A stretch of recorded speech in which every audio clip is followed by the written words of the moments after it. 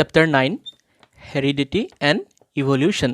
চ' এই চেপ্টাৰটো পঢ়াৰ আগত আমি কিছুমান ইম্পৰ্টেণ্ট টাৰ্মছ আমি চাই ল'ম, তেতিয়াহ'লে এই চেপ্টাৰটো আমাৰ বহুত ইজি লাগিব। অ'কে, চ' ফাৰ্ষ্ট ইম্পৰ্টেণ্ট টাৰ্ম হৈছে আমাৰ হেৰিডিটি অৰ ইনহেৰিটেঞ্চ। মানে হেৰিডিটিৰে আৰু এটা নাম আমি ক'ব পাৰোঁ ইনহেৰিটেঞ্চ। হেৰিডিটিৰ মিনিং কি? Transfer of characters. অ'কে, চোৱা, পেৰেণ্টছৰ যেনেকুৱা কেৰেক্টাৰ সেনেকুৱা কেৰেক্টাৰটোৱে ট্ৰান্সফাৰ হ'ব কেৰেক্টাৰটো ক'লৈকে? চাইল্ডলৈকে। চাইল্ডক আমি অফস্প্ৰিং বা প্ৰজেনী বুলি ক'ম।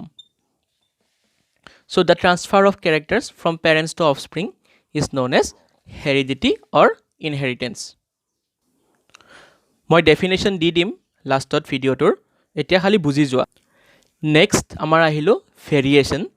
ভেৰিয়েশ্যন মানে ওৱান ৱৰ্ডত আমি জানিম ডিফাৰেঞ্চ। কিছুমান ডিফাৰেঞ্চকে আমি ভেৰিয়েশ্যন বুলি কওঁ। কেনেকুৱা ডিফাৰেঞ্চ চোৱা, এজন ফাদাৰ আছিলে, ফাদাৰজনে গৰম সহ্য কৰিব পাৰে 30 ডিগ্ৰী চেলচিয়াছলৈকে। সহ্যক আমি ইংলিছত ৰেজিষ্ট বুলি কওঁ। আৰু এজন ছান আছিলে, ছানজনে গৰম সহ্য কৰিব পাৰে আপ টু 40 ডিগ্ৰী চেলচিয়াছ। চ' এই দুজনৰ মাজত এটা কেৰেক্টাৰ ডিফাৰেঞ্চ আহি গ'ল নহয়। এজন কেৰেক্টাৰ আছিলে 30 ডিগ্ৰীলৈকে সহ্য কৰিব পৰা, এজনৰ কেৰেক্টাৰ হৈছে 40 ডিগ্ৰীলৈকে সহ্য কৰিব পৰা। চ' এই কেৰেক্টাৰৰ ডিফাৰেঞ্চটোকে আমি ভেৰিয়েশ্যন বুলি কওঁ। আৰু ভেৰিয়েশ্যনে আমাক হেল্প কৰিব ছাৰ্ভাইভেল এডভান্টেজত। মনত ৰাখিবা, আমি জীয়াই থাকিবৰ কাৰণে, ছাৰ্ভাইভ মানে জীয়াই থাকিবৰ কাৰণে সহায় কৰিব। কাৰণ এওঁ গৰমতো এতিয়া সহ্য কৰি পেলাই জীয়াই থাকিব পাৰিব, কিন্তু বাপেকজন গৰমত জীয়াই থাকিবৰ কাৰণে অসুবিধা হ'ব, সেইটোকে ভেৰিয়েশ্যন বুলি কয়। নেক্সট টাৰ্মটো হৈছে আমাৰ জেনেটিক্স। জেনেটিক্স মানে ষ্টাডি, পঢ়া। কিহৰ ওপৰত পঢ়িম? হেৰিডিটি আৰু ভেৰিয়েশ্যনৰ ওপৰত যদি আমি পঢ়োঁ, সেই পঢ়াটোকে আমি কি ক'ম? জেনেটিক্স বুলি ক'ম। জেনেটিক্সৰ কিতাপ পাই, জেনেটিক্সৰ ওপৰত পঢ়িব পাৰি। নেক্সট টপিক আমি চাম ক্ৰম'জমছ, ক্ৰমেটিন, DNA আৰু জিনছ। এতিয়া চোৱা, আমাৰ এটা চেল, এটা ছিংগল চেল লৈছোঁ মই, চেলৰ মাজত ডাৰ্ক যোনটো ৰিজন, এই ডাৰ্ক ৰিজনটোক আমি নিউক্লিয়াছ বুলি কওঁ। মনত ৰাখিবা নামটো নিউক্লিয়াছ। নিউক্লিয়াছৰ ভিতৰত কি আছে চোৱা, এইটো চেল নিউক্লিয়াছ, সেই ডাৰ্ক ৰিজনটো নিউক্লিয়াছ আছিল। নিউক্লিয়াছৰ ভিতৰত আছে ক্ৰম'জম। দেখিছা, এইটো ক্ৰম'জম বুলি কয়। এতিয়া এই ক্ৰম'জমটো মই ডাঙৰকৈ দেখুৱাই দিছোঁ চোৱা, এইটো ক্ৰম'জম। ক্ৰম'জমৰ ভিতৰত DNA থাকে আৰু প্ৰ'টিন থাকে, কিন্তু DNA থাকে সেইটো মনত ৰাখিলে হ'ল, ক্ৰম'জমৰ ভিতৰত DNA থাকে। অ'কে, আৰু নেক্সট এই ক্ৰম'জমটো দেখিছানে কনডেন্সড ফৰ্মত আছে। কনডেন্সড মানে এটাৰ লগত এটা মিলি আছে, গেপ নাই। এনেকুৱা চোৱা, মই এনেকৈ দিছোঁ, এনেকৈ গেপ আছে নেকি মাজত? এনেকুৱা গেপ নাই, ইয়াতে মিলি আছে এটাৰ লগত, এইটো কনডেন্সড ফৰ্ম। ঠিক আছে, সেইটো মনত ৰাখিবা। নেক্সট কুৱেশ্যন আহিল যে এই ক্ৰম'জমটো আমি চেলৰ ভিতৰত থাকে বুলি কৈছোঁ, কিন্তু চেলৰ ভিতৰত কেতিয়া দেখা পাম ক্ৰম'জমটো? অ'কে, এতিয়া চোৱা কেতিয়া দেখা পাম ক্ৰম'জমটো চেলৰ ভিতৰত। চোৱা, আমি জানো যে আমাৰ এই এটা চেল ডিভাইড হৈ পেলাই দুটা হয়, আকৌ এটা চেল ডিভাইড হৈ কেইটা হয়? দুটা হয়। সেইটোক আমি চেল ডিভিজন বুলি কওঁ। এতিয়া ভাবা, এইটো চেল এতিয়া ডিভাইড হ'ব, ডিভাইড হ'ব লৈছে আৰু দুটা হ'ব আৰু ইয়াৰ পৰা। যেতিয়াই ডিভাইড হ'ব সেইটো টাইমতহে এই চেলৰ নিউক্লিয়াছৰ ভিতৰত ক্ৰম'জম দেখা পাম। ঠিক আছে, ডিভাইড হোৱাৰ টাইমতহে। লিখি দিছোঁ চোৱা, at the time of cell division, যেতিয়া এই চেলটো ডিভাইড হ'ব ল'ব আৰু তেতিয়াহে আমি ইয়াৰ ভিতৰত ক্ৰম'জম দেখা পাম। Chromosomes are visible. At the time of cell division chromosomes are visible. এতিয়া আমি গম পালোঁ যে এই ক্ৰম'জমবোৰ কেতিয়া চেলটোত দেখা পাম? যেতিয়া চেলটো ডিভাইড হৈ দুটা হ'ব ল'ব, তেতিয়া ইয়াৰ ভিতৰত ক্ৰম'জম দেখা পাম। এতিয়া কুৱেশ্যন আহিল, ছাৰ ইয়াৰ আগতে কি থাকে তেনেহ'লে? ক্ৰম'জম নাথাকে নেকি? থাকে, কিন্তু কেনেকৈ থাকে চোৱা। চেল ডিভিজন হোৱাৰ আগতে এনেকৈ থাকে ক্ৰম'জমবোৰ, গেপ থাকে মাজত, মানে ডিচিপ্লিন ৱেত বা এৰেঞ্জড ৱেত নাথাকে আৰু, এনে গেপ থাকে, এনেকৈ কিবা কিবিকৈ থাকে। তো সেই ছিষ্টেমটোক আমি ক'ম ক্ৰমেটিন। এই নামটো যোনটো ষ্ট্ৰাকচাৰ হিচাপত থাকে, এইটোৰ নাম কি ক'ম? ক্ৰমেটিন ক'ম। মানে চেল ডিভিজন হোৱাৰ আগত ক্ৰম'জমবিলাক কি হিচাপত থাকে? ক্ৰমেটিন হিচাপত থাকে। আৰু চেল ডিভিজন যেতিয়াই হ'ব চেলটোত, তেতিয়া এই ক্ৰমেটিনটোৱে কনভাৰ্ট হৈ যাব ক্ৰম'জমলৈকে। চোৱা, এটা লিখি দিছোঁ, ক্ৰমেটিনটো কি হ'লে কনভাৰ্ট হৈ যাব? ক্ৰম'জমলৈকে। কেতিয়া? At the time of cell division হৈছে। আৰু ক্ৰমেটিন কি হয়? থ্ৰেড লাইক ষ্ট্ৰাকচাৰ, মানে সূতাৰ নিচিনা বস্তু। আৰু দুটা পইণ্ট বুজি পাইছোঁ ন? এতিয়া ভালকে জানি ল'বা যে chromosome only at the time of cell division আমি দেখা পাম এনেকুৱা এৰেঞ্জ টু ইট যেতিয়া চেল ডিভিজন নহয় তাৰ আগত ক্ৰমেটিন হিচাপে থাকিব মানে সেইটো এৰেঞ্জ টু ইট নাই ওকে এতিয়া আমি গম পালো যে ক্ৰমোজমৰ ভিতৰত ডিএনএ আছে এতিয়া ডিএনএ আসলতে হয় কি এটো চাম এতিয়া চোৱা এটো ডিএনএ এতিয়া চাবা ডিএনএৰ ফুল ফৰ্মটো প্ৰথমতে মই কৈ লৈছো ডিঅক্সিৰাইবোনিউক্লিক এসিড ওকে ফুল ফৰ্মটো মনত ৰাখিবা ডিএনএ ষ্ট্ৰাকচাৰটো চাই লোৱা ডাবল হেলিকেল মানে দুডাল হেলিক্স ৰছী দুডাল পকাই দিলে যেনেকৈ থাকে তেনেকৈ আছে এতিয়া চাবা এই ডিএনএৰ এটা যদি পিস আমি উলিয়াই লওঁ এনেকুৱা এইখিনি আমি কাটি দিছো সাপোজ এইখিনি কাটি দিছো আৰু এইখিনি কাটি দিছো ঠিক আছে এইখিনি জায়গা কাটি দিছো কাটোতে এইটো পিস উলাই গল নহয় এই পিসটো এনেকুৱা এই ডিএনএ এটা যোনটো piece Wular that is known as gene মনত ৰাখিবা কি বুলি কম জিন ওকে এতিয়া এই জিনৰ ফাংচন কি কাম কৰে জিনে হৰে মনত ৰাখিবা জিনে ইনফৰমেশন কেৰি কৰে কি কেৰি কৰে ইনফৰমেশন এতে যিমান যত আমাৰ ইনফৰমেশন থাকে আমাৰ ক্যাৰেক্টাৰ ইনফৰমেশন মানে ক্যাৰেক্টাৰ বিলাক যোনবোৰ থাকে এই জিনত খুমাই থাকে সোৱা ওয়ান জেনাৰেশনৰ পৰা নেক্সট জেনাৰেশন এটা জেনাৰেশনৰ পৰা নেক্সট জেনাৰেশন সাপোজ এটো আমাৰ ফাদাৰ আৰু এটো আমি আমাৰ ফাদাৰ মাদাৰ বা আমাৰ পেৰেন্টছৰ পৰা নেক্সট জেনাৰেশনলৈকে যে পেৰেন্টছৰ নিচিনা আমি হলো ক্যাৰেক্টাৰ বিলাক যে আহিল ক্যাৰেক্টাৰ বিলাক কোনে লৈ আনিছে জিনে লৈ আনিছে জিন কেৰিজ দ্য ইনফৰমেশন তো জিনত আমাৰ সব ক্যাৰেক্টাৰ খুমাই আছে হেতু মনত ৰাখিবা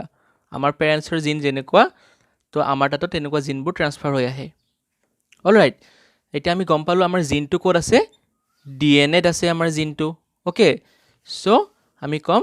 ডিএনএ কন্টেন জেনেটিক ইনফৰমেশন মানে আমাৰ জিনৰ ইনফৰমেশন যি আছে হেবিলাক কোড থাকে ডিএনএ ত থাকে ভালকে মনত ৰাখিবা জিনটো ওকে এটা এক্সাম্পল দিও মই বুজাই দিও সোৱা সাপোজ তোমাৰ পেৰেন্টছৰ যোনটো জিন এটো জিন এই জিনটোত ক্যাৰেক্টাৰ খুমাই আছে যে পেৰেন্টছৰ চুলিটো তোমাৰ কোলা পুৰা কোলা ব্ল্যাক তো এই জিনটো তোমাৰ পেৰেন্টছৰ পৰা তোমাৰ তাতো গুছি আহিব তেতিয়া তোমাৰ চুলিখিনিও কি হ'ব কোলা হ'ব বা এনেকৈ ভাবি লব পাৰা সাপোজ তোমাৰ আইজ কালাৰটো ব্লু তো ব্লু কালাৰ কেৰি কৰিছে এটা জিনত আছে ব্লু কালাৰটো খুমাই ঠিক আছে হে পেৰেন্টছৰ পৰা হে ব্লু কালাৰৰ জিনটো গুছি আহিব তোমালৈকে তেতিয়া তোমাৰো আইজ কালাৰটো ব্লু হৈ যাব সো সব ইনফৰমেশন আমাৰ জিনত থাকে আৰু জিনে কেৰি কৰে from one generation to the next generation okay আৰু এটা বস্তু জিনটো এতিয়া আমি যদি ডিফাইন কৰো ডেফিনেশন লিখিব যাও তেতিয়া কম genes are the functional segment of DNA মানে ডিএনএৰ সেগমেন্ট মানে পিস জিন বিলাক কি হয় সেগমেন্ট মানে পিস টুকুৰা কাৰ পিস হয় এইবিলাক জিন বিলাক ডিএনএৰ পিস হয় আৰু এবোৰ জিনে কি কৰে কাম কৰে ফাংশন বুলি কম সেইকাৰণে আমি এটা ৱৰ্ড ইউজ কৰিম ফাংশনাল মনত ৰাখিবা ফাংশনাল সেগমেন্ট ফাংশনাল মানে কাম কিছুমান আকৌ পিছে কাম নকৰে ডিএনএৰ যোনবোৰ পিছে কাম কৰে হেবোৰকে আমি জিন বুলি কম কি কাম কৰে ক্যাৰেক্টাৰ ট্ৰান্সফাৰ কৰা কাম কৰে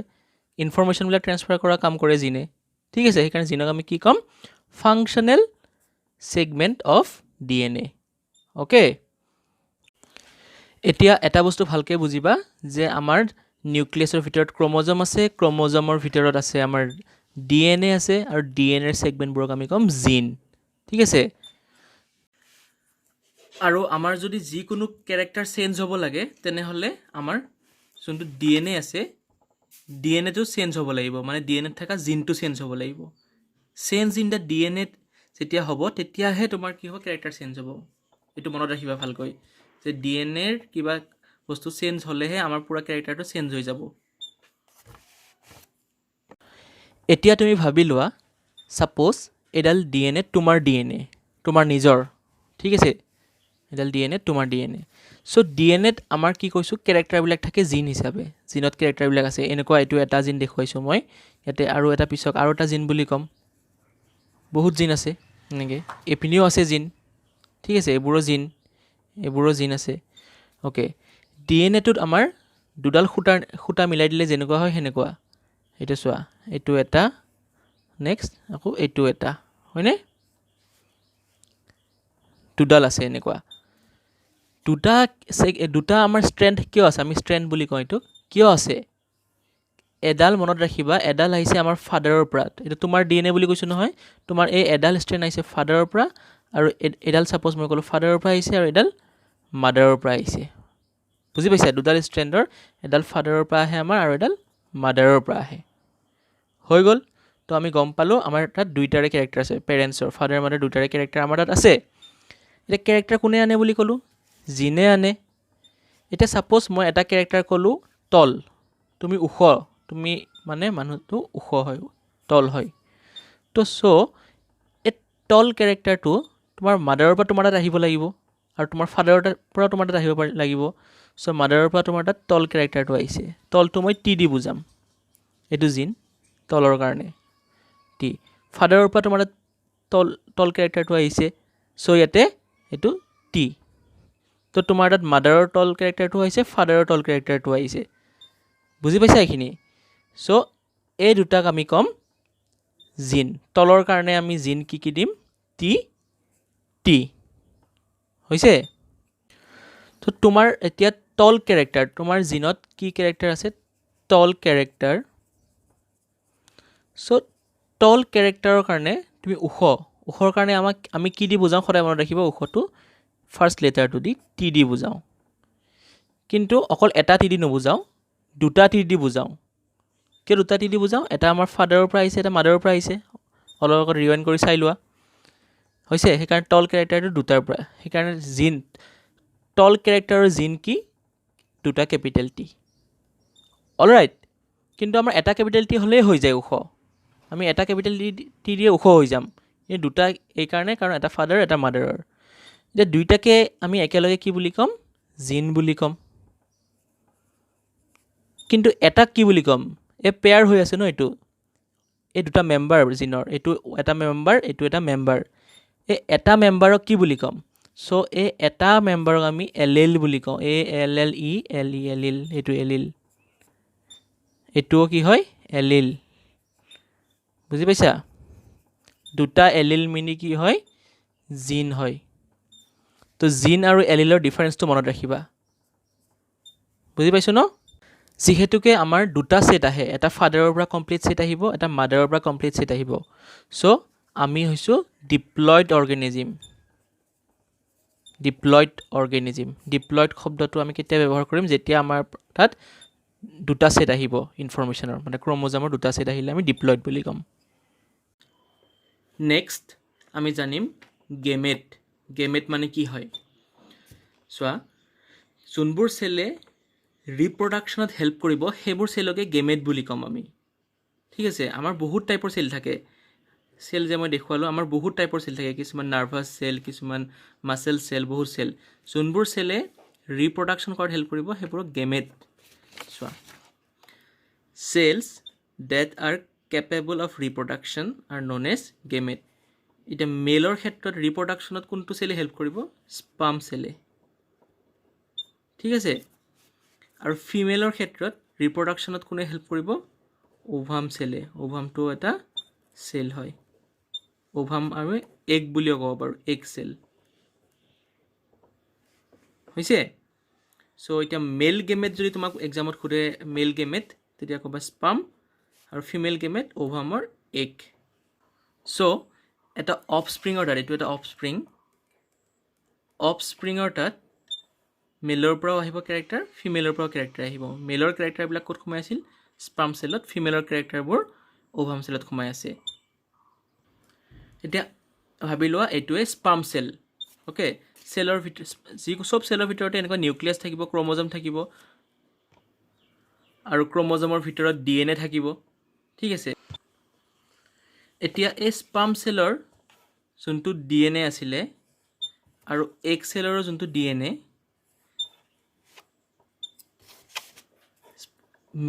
মেল গেমেট স্পাৰ্ম সেলত এই DNA টো আধা থাকিব কাৰণ বাচ্চাটো তাত আধা আহে নহয় মেলৰ পৰা আধা আহিব আৰু ফিমেল গেমেট ওভামটো কি হ'ব এডাল থাকিব আৰু এডাল নাহে সো এটো স্পাৰ্ম সেলত এডাল আধা আহিল আৰু এগ সেলতো মাদাৰৰ পৰা আধা আহিল আহি পেলাই ক'ত আহিছে অফস্প্ৰিংটো আহি পেলাই দুটা মিলি গ'ল সেইকাৰণে ফাদাৰ আৰু মাদাৰৰ পৰা কেৰেক্টাৰ আহিল এতিয়া আমি ইয়াৰ পৰা এইটোৱে বুজিলোঁ যে গেমেটত সদায় হাফ নাম্বাৰ অফ ক্ৰমোজম থাকে হাফ নাম্বাৰ মানে আমি হেপ্লইড কি বুলি ক'ম হাফটোক হেপ্লইড হাফ মানে আধা আহিল ঠিক আছে 50% হেপ্লইড এনে চেলৰ ভিতৰত মই আগতে ক'লোঁ ডিপ্লইড থাকে আমিবোৰ কি ডিপ্লইড অৰ্গেনিজিম সদায় আমি সব ডিপ্লইডে হৈ থাকোঁ কিন্তু এই গেমেটবোৰত হেপ্লইড নাম্বাৰ অফ ক্ৰমোজম থাকে হেপ্লইড মানে আধা থাকে মানে দুটা আহিলে এটা চাৰিটা হৈ যাব ই দেখাত কিবা বেলেগ ধৰণৰ হৈ যাব সেইকাৰণে আধা আধা আহিব আৰু ই দেখাত এটা মানুহৰ নিচিনাই হ'ব তেতিয়া হেপ্লইড মিলি ডিপ্লইড হৈ যাব ইয়াৰ পৰাও হেপ্লইড চ' ই কি হৈ যাব হেপ্লইড মিলি ডিপ্লইড হৈ গ'ল অফস্প্ৰিংটো নেক্সট টপিক আমি আহিম মিউটেশ্যন ঠিক আছে চ' মিউটেশ্যনৰ মিনিং হৈছে চেঞ্জ ইন DNA সিকুৱেন্স মানে এটা অৰ্ডাৰ চেঞ্জ হ'ব DNA অৰ্ডাৰটো চেঞ্জটো কেনেকুৱা চেঞ্জ হ'ব চোৱা এতিয়া আমাৰ DNAত কিছুমান সিকুৱেন্স থাকে অৰ্ডাৰ থাকে এনেকে A B মই এক্সাম্পল দিছোঁ এইটো হে C D E F C এনেকে থাকিল এটা সিকুৱেন্সৰ অৰ্ডাৰত কিন্তু যেতিয়াই ৰিপ্ৰডাকশ্যনৰ টাইমত এটা ষ্ট্ৰেণ্ড যাব নহয় অফস্প্ৰিঙৰলৈকে চ' যাওঁতে কি হৈ যায় ইয়াতে সিকুৱেন্সটো চেঞ্জ হৈ যায় কেতিয়াবা suppose A B C D E আহিব লাগিছিল A B D C E আহি গ'ল অলপমান সিকুৱেন্সটো উল্টাৰ নিচিনা হৈ গ'ল নে যেতিয়াই সিকুৱেন্সটো উল্টা হৈ গ'ল নিশ্চয় কেৰেক্টাৰ অকণমান ডিফাৰেঞ্চ আহি যাব কাৰণ A B C D E F G একদম কাৰেক্ট অৰ্ডাৰত আহোঁতে যোনটো কেৰেক্টাৰ দেখুৱাইছিলে ইয়াতে হওঁতে অলপ কেৰেক্টাৰটো বেলেগ আহি যাব এতিয়া বাচ্চাটোৰ চ' এই ডিফাৰেঞ্চটো যোনটো কেৰেক্টাৰ আহিল এইটোকে আমি মিউটেশ্যন বুলি কওঁ মানে চেঞ্জ যোনটো আহি গ'ল DNA সিকুৱেন্সক সেইটোকে আমি মিউটেশ্যন বুলি ক'ম এতিয়া চেঞ্জ সাপোজ সিধা হৈ থাকোঁতে মই ক'লোঁ মানুহজনৰ চকুটো ঠিকেই আছিল কিন্তু DNAত এটা সিকুৱেন্সটো চেঞ্জ হৈ যোৱাৰ লগে লগে মানুহটোৰ এটা চকু অলপমান কেৰা হৈ গ'ল কাৰণ সিকুৱেন্সটো চেঞ্জ হৈ যোৱাৰ লগে লগে চকুটো কি হৈ গ'ল কেৰা হৈ গ'ল তো সেইটোকে আমি মিউটেশ্যন বুলি কওঁ ঠিক আছে এইকেইটা টাৰ্ম এবাৰ চাই ল'বা ট্ৰেট মানে কেৰেক্টাৰ আমি ট্ৰেট বুলিও ইউজ কৰিম বা কেৰেক্টাৰ বুলিও ইউজ কৰিম আৰু অফস্প্ৰিং বা প্ৰজেনি বুলি ক'ব পাৰোঁ যোনটো আমি জানোৱে চাইল্ড আচলতে অফস্প্ৰিং প্ৰজেনি বেলেগ একো নহয় সেক্সুৱেল ৰিপ্ৰডাকশ্যনৰ যোনটো প্ৰডাক্ট ওলাব সেইটোকে আমি অফস্প্ৰিং বুলি ক'ম আৰু এটা আছে এছেক্সুৱেল ৰিপ্ৰডাকশ্যনৰ যোনটো প্ৰডাক্ট ওলাব সেইটোক আমি সদায় ক্লোন বুলি কওঁ ক্লোন মানে হৈছে এছেক্সুৱেল ৰিপ্ৰডাকশ্যনৰ যোনটো প্ৰডাক্ট এছেক্সুৱেল ৰিপ্ৰডাকশ্যনৰ প্ৰডাক্টটো অ'কে চ' এইখিনিয়ে আমাৰ মেইন টাৰ্ম ইয়াতে চাই ল'ম এতিয়া তোমালোকক মই কেইটামান পইণ্ট দি দিম চাই লোৱা ইয়াতে ভালকৈ এইকেইটা টাৰ্মছকেইটাৰ ডেফিনেশ্যন হয় দুটামান টাৰ্মছ মই এক্সপ্লেইন কৰা নাই সেইকেইটা চেপ্টাৰটো পঢ়াই যাওঁতে মই এক্সপ্লেইন কৰি দিম তেতিয়া তোমালোকৰ বেছি ক্লিয়াৰ হ'ব কিন্তু এই যোনকেইটা টাৰ্ম ক'লোঁ এইকেইটা ভাল কৰি ক্লিয়াৰ কৰিবা এই চেপ্টাৰটো পঢ়াৰ আগত নহ'লে তোমাৰ চেপ্টাৰটো বুজাত অসুবিধা হ'ব অ'কে থেংক ইউ